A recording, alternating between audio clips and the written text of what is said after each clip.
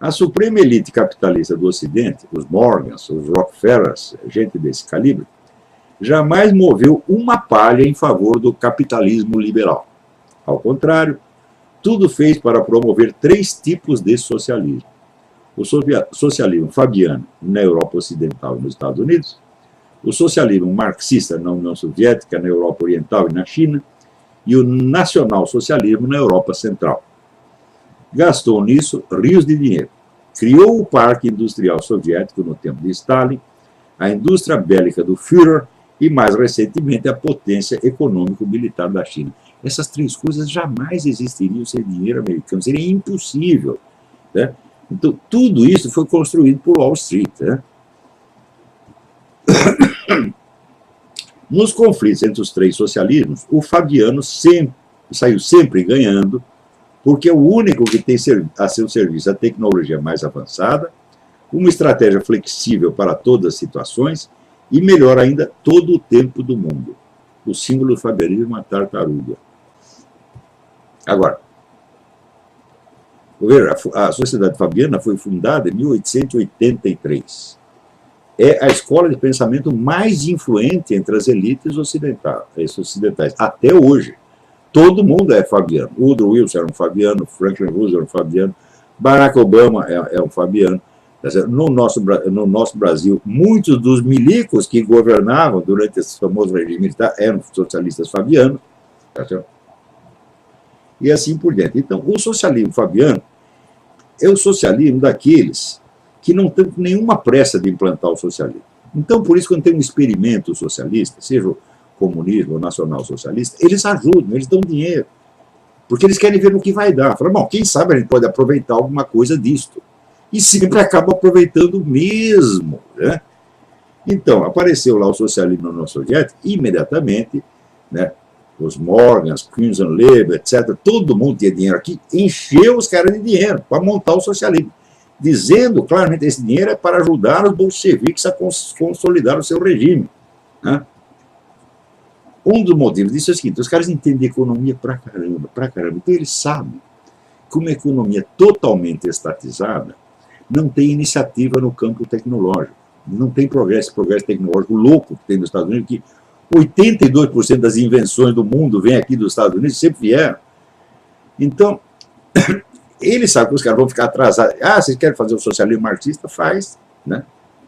Então, eles fazem, daí eles ficam atrasados em tecnologia, dependendo de quê? Dependendo de quem tem a tecnologia. Quem tem a tecnologia é a elite do Ocidente, são os socialistas fabianos. Tá certo? Então, eles consideravam o comunismo uma espécie assim, como diz, de irmão menor. E o nazismo também, eles afagavam a cabeça dos dois. Afagavam a cabeça do Lenin, afagavam a cabeça do Hitler. Eles, bom, no fim, eles vão se fuder e vai ficar tudo para nós mesmo, como de fato ficou. Né? Então, enquanto isso, eles vão gradativamente, né, apertando, né, as porcas e parafusos do controle estatal da economia no Ocidente. Né? Você não pode dizer, não existe um único país de economia liberal no mundo mais. É tudo socialismo fabiano, gente. Né? Então, agora, como o socialismo fabiano não tem pressa de chegar a nenhum objetivo, e aliás ele também não sabe, ele é que nem o Lula, não sabemos qual é o tipo de socialismo que queremos. Nós vamos apertando aqui, botando controle, um controle aqui, outro controle ali, né? Vamos criando a administração científica da sociedade, e aos poucos a gente vai controlando tudo e vai virar um socialismo integral, no fim das contas. Quando? Não sei quando, mas um dia vai chegar. Os outros que estão com pressa, né? O Hitler queria o nazismo, mas queria o nazismo, não. Dentro de 2.500 anos, ele queria o nazismo no prazo de vida dele. Então, os fabianos pensaram assim, tu está com pressa, então nós vamos ajudar você a fazer. Daí você vai se ferrar e vai ficar tudo para nós. Os comunistas também estão com um pouco menos de pressa, mas também estão com pressa. Então, é isso que aconteceu. Né? Então, o nazismo, cumprida a sua missão de liquidar as potências europeias e dividir o mundo entre a elite ocidental e o movimento comunista, precisamente segundo o plano de Stalin, foi jogado na lata de lixo da história e, do fim da Segunda Guerra até o término da década de 80, só subsistiu sob a forma evanescente de neonazismo, um fantasma acionado pelos governos comunistas para assustar criancinhas e desviar atenções, como foi feito no caso do atentado do Papa.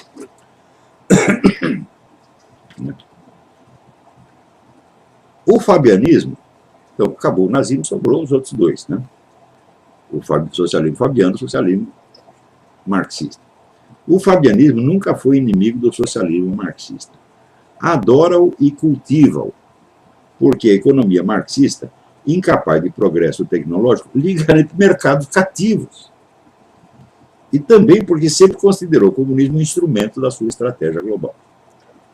Os comunistas, é claro, respondem na mesma moeda, tentando usar o socialismo fabiano para seus próprios fins e infiltrando-se em todos os partidos socialistas democráticos do Ocidente. Então isso aí é briga de irmãos, você está entendendo? Cada um tenta avançar um pouquinho aqui, avançar um pouquinho, mas não há confronto. Você veja, o máximo de anticomunismo que inventaram no Ocidente foi a tal da política de contenção. O que é política de contenção? A União Soviética já tinha dominado metade do mundo. Eles dizem, bom, então agora você para aí, essa metade de cá é nossa. Mas eles não fizeram nada contra o comunismo. Nunca, nada. Né? Eles podiam ter liquidado o regime comunista a qualquer momento. Quando terminou a Segunda Guerra, né, o exército da União Soviética estava em frangalhos, a economia estava totalmente destruída, todo mundo de pires na mão perante os banqueiros americanos. Eles podiam ter dito, não, nós não vamos te dar dinheiro mais. Né? Acabou. Teria acabado o comunismo em 1945. Né?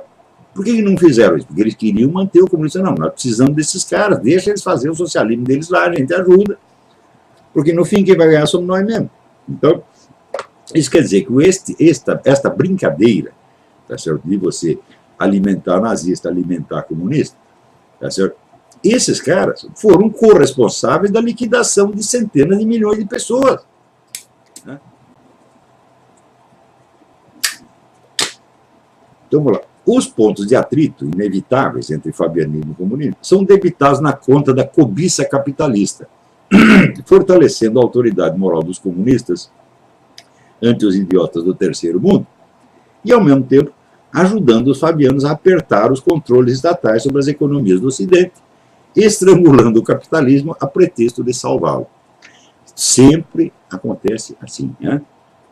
Haja o que houver, surge algum problema, então surge uma campanha mundial contra a cobiça capitalista, contra o imperialismo, etc., etc., e daí a elite imediatamente, não, nós temos que reformar o capitalismo, nós temos que salvar o capitalismo, está entrando em crise, e daí põe mais controle estatal, é sempre assim.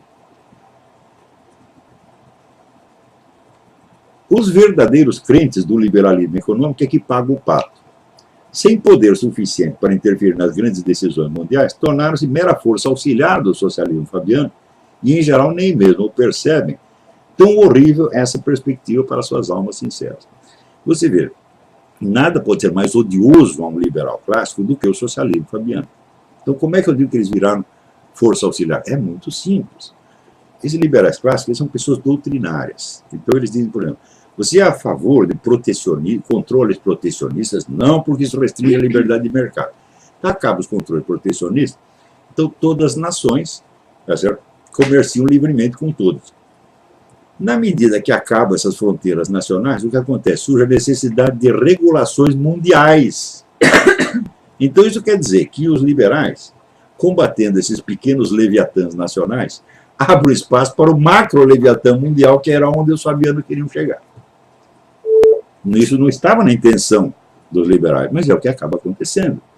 Então, vamos dizer, a defesa unilateral da liberdade de mercado, do livre comércio, etc., sem ter em conta os fatores político-militares, geoestratégicos, etc., etc., acaba fortalecendo, né, o projeto globalista dos socialistas fabianos. Não que eu seja contra o liberalismo, sou inteiramente a favor, tá certo? Mas, né, é preciso fazer as coisas tendo em conta o contexto global onde elas estão acontecendo. E não, assim, a pura, né, seguir o artigo de fé. O livre mercado. Então, o livre mercado é o princípio geral universal. Não, não pode ser o princípio geral universal. Você tem que ver quando é o momento, tá certo? E quando o livre mercado fomenta realmente a democracia e quando ele é usado como uma ferramenta, tá certo, por pessoas que têm um plano mais abrangente, como é exatamente o caso.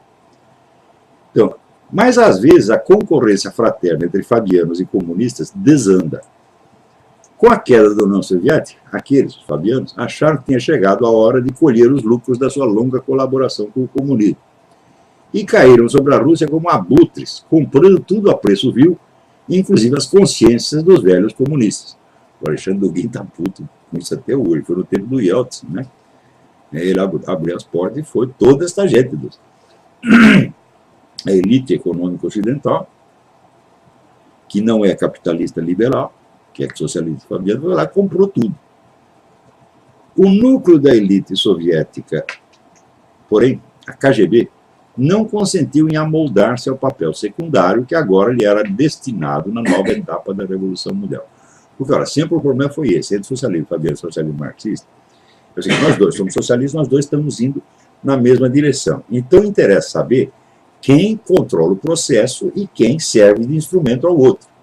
Então, os fabianos tentavam fazer o comunista servir de instrumento e os comunistas faziam vice-versa. No fim, os fabianos acabaram ganhando. Porém, o pessoal da KGB ficou muito puto com isso. Falou, não, nós não... Né? Agora, eles conseguiram, agora eles nos transformaram em seus empregados, mas nós não queremos isso. Então, a KGB admitiu a derrota do comunismo, mas não a sua própria. Levantou a cabeça, reagiu e criou do nada uma nova estratégia independente, o eurasianismo, mais hostil a todo o Ocidente do que o comunismo jamais foi. Então, o MacArthur teria feito na China o que ele fez no Japão. Implantou a democracia lá, a democracia no Japão funciona até hoje. Ele ia fazer a mesma coisa na China. O Truman não deixou. Não deixou por quê? Escapa do plano do que da grande elite fabiana. Né? Note bem, esta colaboração desta elite com os governos comunista e nazista foi uma colaboração, foi um apadrinhamento. Eles praticamente criaram essas economias, criaram a economia soviética, criaram a economia nazista. Nada existiria sem isto, porra. Né? Então, quem estudou isso durante muitos anos foi Anthony Sutton, que era um economista inglês que estava aqui trabalhando no Instituto Hoover. E ele fez um tratado em 3 volumes sobre transferência de tecnologia do Ocidente para a União Soviética. E mostrou o seguinte, o parque industrial soviético, fomos nós que fizemos, nós fizemos tudo. A indústria soviética não existe, fomos nós que fizemos, porra. Daí ele recebeu a pessoal da diretoria do Hoover, chamou ele num canto, falou, não, isso aí não pode dizer, você fica quieto, papapá, papapá, ele se encheu o saco e pediu demissão do Hoover. Né? Então, você vê que essa elite toda, tem muita gente dentro dela, que não é nem os próprios capitalistas, são intelectuais, professores, que estão conscientes da política geral. Mas mantém discreto. Não se pode dizer que é uma conspiração, porque uma coisa desse tamanho não é conspiração, evidentemente. Isso é um vasto movimento ideológico que tem 100 anos, que domina o panorama político dos Estados Unidos. Pelo menos o Partido Democrata domina inteiro. E no Partido Republicano está cheio de fabiano também. A verdadeira Guerra Fria só agora está começando e, aliás, já veio quente. A concorrência entre capitalismo e socialismo foi um véu ideológico para o uso das multidões, mas a luta entre o Oriente e o Ocidente é para valer. Não por coincidência, o fiel da balança é o Oriente Médio, a meio caminho entre os dois blocos. Ali as nações muçulmanas terão de decidir se continuam servindo de instrumento dócil nas mãos dos russos, se aceitam a acomodação com a elite fabiana ou se querem mesmo fazer do mundo um vasto califado. A elite ocidental, que fala pela boca do Sr. Barack Hussein Obama, parece decidida a fazê-las pender nesta última direção, por motivos que de tão malignos e imbecis escapam ao meu desejo de compreendê-los. Isso, caros leitores, é o que está acontecendo e nada disso vocês lerão na Folha nem no Globo.